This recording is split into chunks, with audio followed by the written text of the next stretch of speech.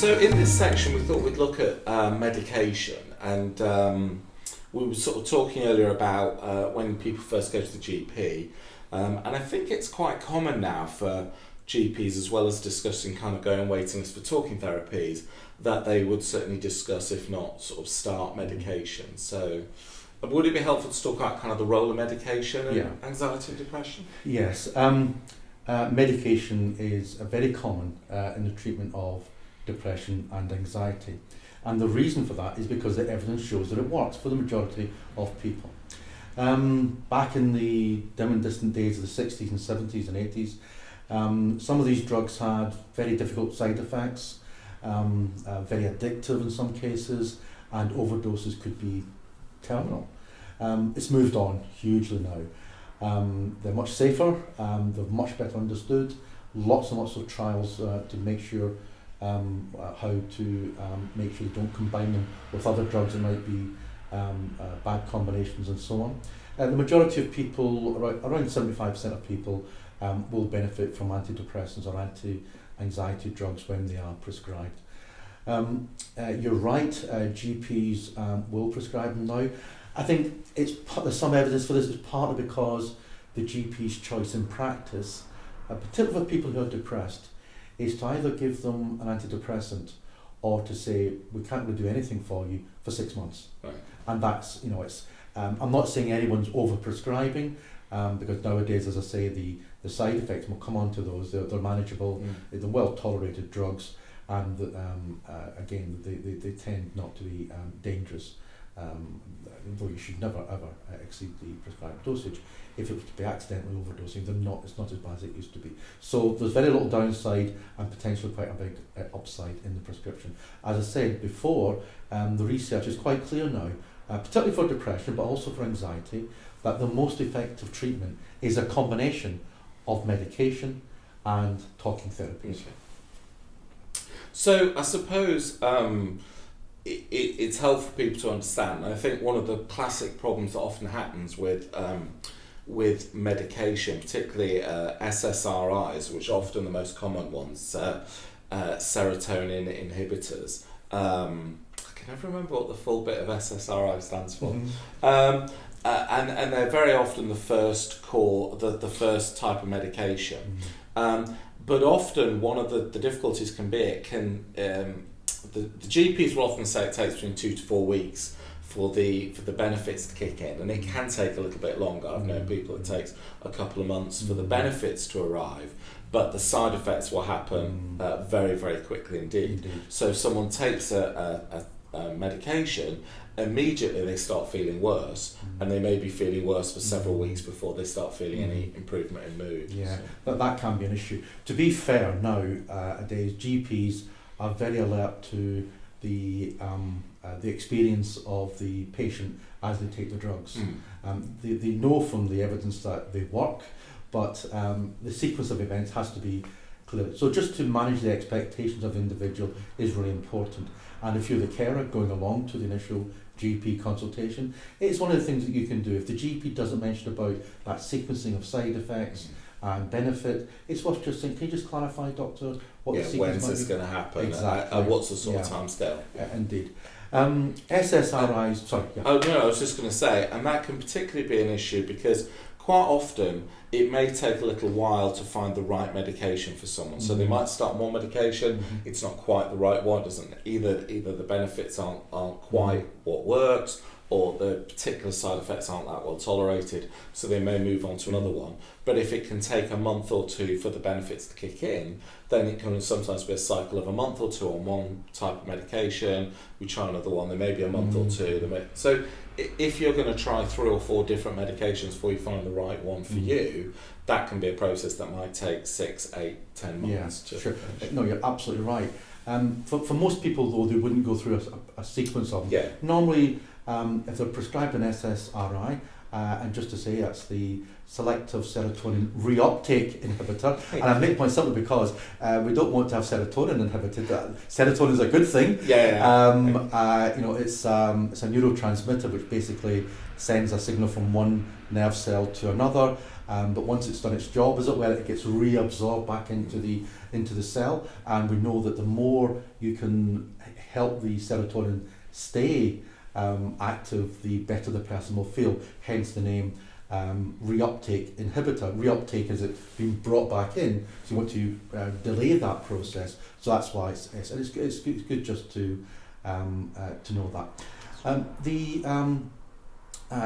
Some of the key ones, fluoxetine would be a form of SSRI, very commonly prescribed, and under the brand name Prozac, probably better known, very commonly prescribed. Others are sertraline, which is very common, particularly in the UK. It's exactly as you say. The benefits will take at least a month to kick in, but the side effects can be quite immediate. So we know the different people react in different ways, but there might be a general nausea, there might be some indigestion or constipation. For some clients, not very many, but some, there might be some dizziness and agitation. Just keep an eye open for that. And some headaches are possible. A GP will often go through that with someone. I think one of the other things that's really helpful for particularly the GP to be in charge of that is that people may be on other medications as well. So particularly if the anxiety and depression is secondary to another physical problem, that is their primary issue that they're being looked after, that you're caring for. So it may be that they're on heart medication, BP, blood pressure medication, diabetes medication. And so the GP can often work out what's the best combination to avoid certain interactions. Absolutely. You can't blame busy GPs. They're keen to give you all the care that you need, but they do have people in the waiting room. And I think it's the case that the GP might say one or two words about side effects, but read the leaflet. The problem is that not everyone reads the leaflet, and the leaflet, for legal reasons, has 15 pages of things that could go wrong, and you think, how do I engage with this text? So in that context, yes, you do want the GP to be clear about potential side effects. They absolutely want that. This is, as I was saying earlier, one of the really important reasons why, if you possibly can, go through the GP to access other therapies, because they will have your full medical history, and that's important. I wouldn't underestimate the role of the community pharmacist in this context. They have access to very complex databases that will indicate what kind of side effects might occur for you, given that you're a certain age, certain sex, certain ailments, other medication, etc. And actually, that's a really good point. Pharmacists can be really good people to discuss side effects with. Although you might ask the GP sort of in abstract, if you're going for the repeat prescription, if you've got anxiety, sometimes saying to the community pharmacist, look, I'm having this kind of reaction. Do you think this might be linked to the medication or not? That can be really helpful. Absolutely. I mean, the guidance given to GPs now is that when you prescribed antidepressants in particular, you should get the patient to book in with you 2 weeks after that to check how it's going. I'm not sure that always happens, but if the GP invites you to make a follow-up appointment to check how the medication's going, then clearly it's a good idea to take that up. But you're absolutely right. You speak to the pharmacist who can give you good advice on managing drugs. One other thing, which is sometimes overlooked, but some drugs don't sit well with alcohol. It's not prescribed so much now in the UK, but it sometimes is benzodiazepines, which is very dangerous to take with alcohol. So it's not just medication that you're on, it's other fluids you're taking into your body, and of course other drugs,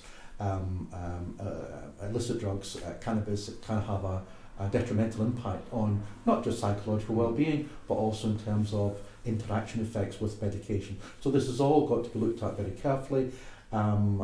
But just to make the main point, most people do not have severe side effects. The drugs that are used now, SSRIs, some of the even more advanced ones, are very low on side effects, very well tolerated. You're absolutely right about some individuals. They do need a bit of time to say this isn't working. Okay, let's try this one. But also about the dosage. The GP will start on a relatively low dosage, maybe just 5 milligrams a day for some elements, and then if it doesn't seem to be working, or it's working okay, again it's a tricky one, to increase the dosage a little bit.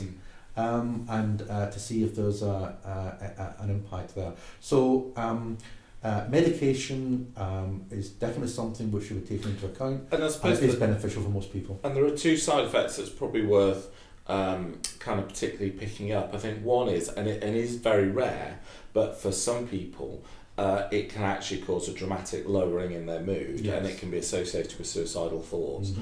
It is very, very rare, but that can often be one of the things the GP wants to check in, because if someone's depressed, their mood's very low, just to check that very rare interaction hasn't happened. Yeah, you're absolutely right about certain drugs lowering mood and even creating the possibility of a risk. This is true for young people in particular on certain drugs. Won't get into the details here because it's very much a technical and case-by-case basis, but the GP will be very alert to that to make sure that there's not a mistake made in any prescribing. But generally, the experience of most people on antidepressants and anti-anxiety drugs is mild degree of some side effects initially, and then after 4 weeks or so, they do start to see the benefits. It lifts their moods, calms them down, and comes back to that thing we spoke about earlier about that little ray of light, an option, possibility when the drugs are kicking in, and maybe the person's also had maybe 4 weeks of counselling alongside of it. That's almost like a golden spot to start to explore more activities externally and start to have conversations about, are you really sure that going to see the grandchildren would be such an awful thing for all concerned? You can have that conversation more easily, you'll be up for it. And that's one of the benefits as well of things like journaling, because if you notice that actually my mood in February is much better than it was in January, which is much better than December, that it's easier to pick up those slow improvements, which can sometimes be a bit difficult on a week-to-week basis. One set of side effects that we didn't talk about, and often GPs will, but it's an area that sometimes they may not be as comfortable with, is that it can have sexual side effects. So it can lower people's sex drive. Occasionally with men it can cause degrees of erectile dysfunction, and again that can cause some anxiety and depression around that. So just kind of being prepared and saying, look, these are they're rare side effects, but they're normal side effects. And again, they're things that you can talk to the sort of GP about. Absolutely. It tends to be more of an issue in anxiety, because people who are anxious are just as likely to have active sex life with their partners or otherwise, as anyone would.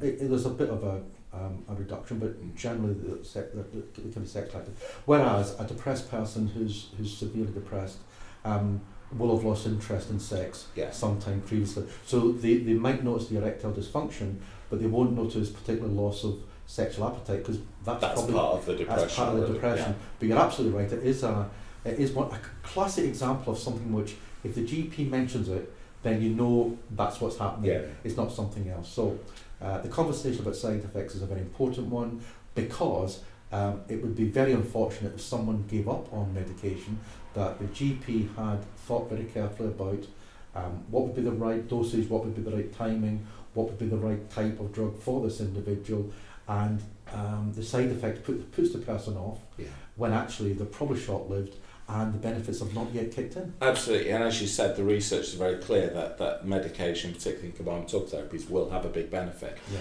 And I suppose linked to the idea of compliance, and we know that sometimes there can be an issue where people go, look, either I'm unhappy or I don't like the way it's making me think, I'm stopping these medications.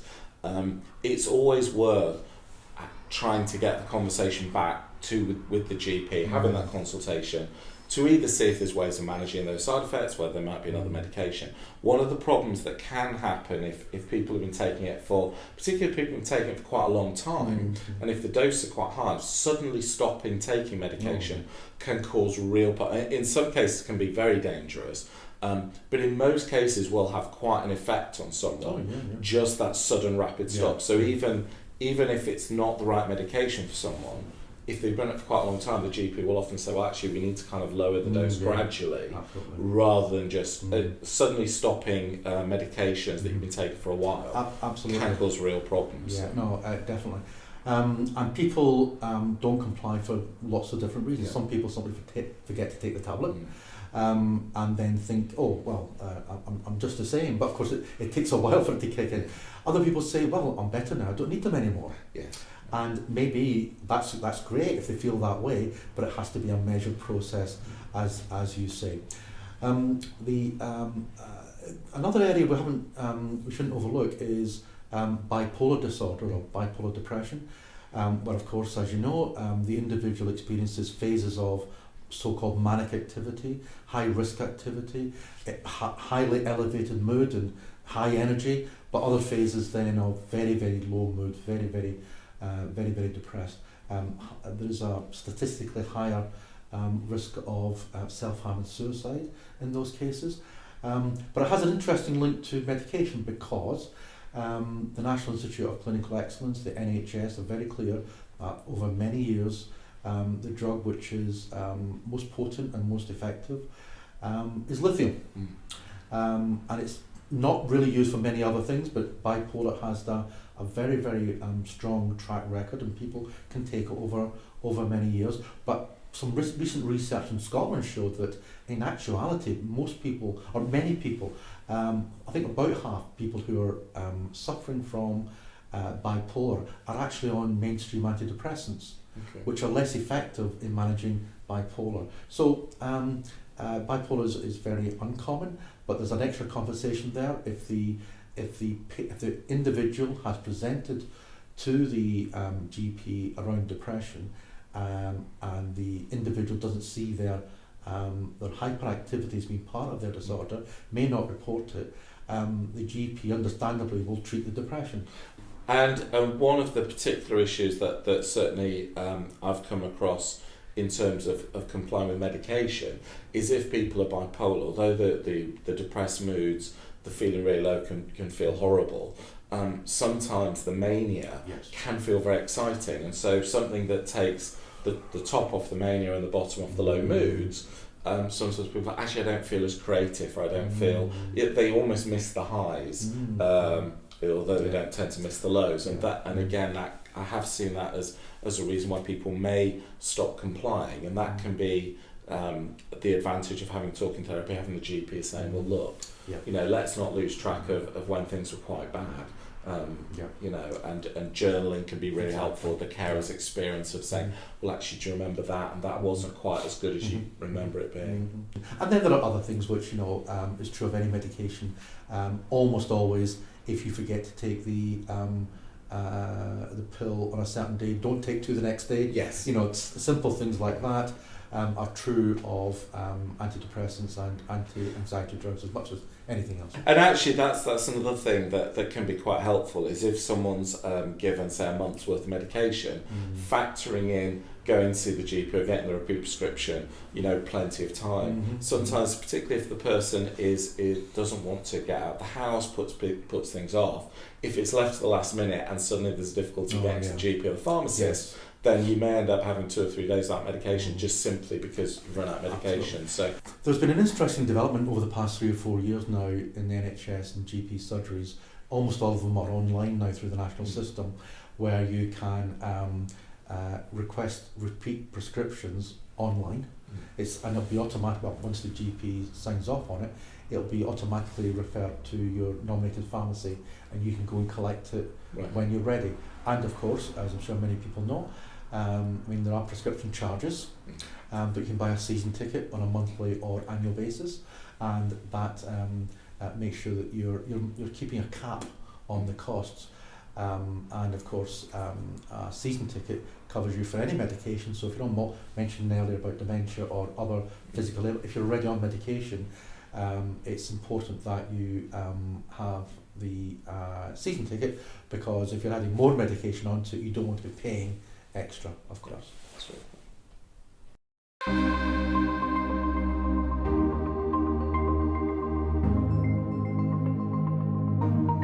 I hope you found this course helpful. At FCC, we're committed to providing courses and training for unpaid carers, and these courses are completely free. If you found this helpful, you could support our work in 3 ways. Please recommend it to any friends or people that you know that will benefit from the courses. Please consider sharing it on social media. And if you can, please consider donating. There are buttons on the website where you can donate £1, £2, £5, and every pound that you donate will make a huge difference by helping us make more and more care courses completely free to carers. Thank you very much.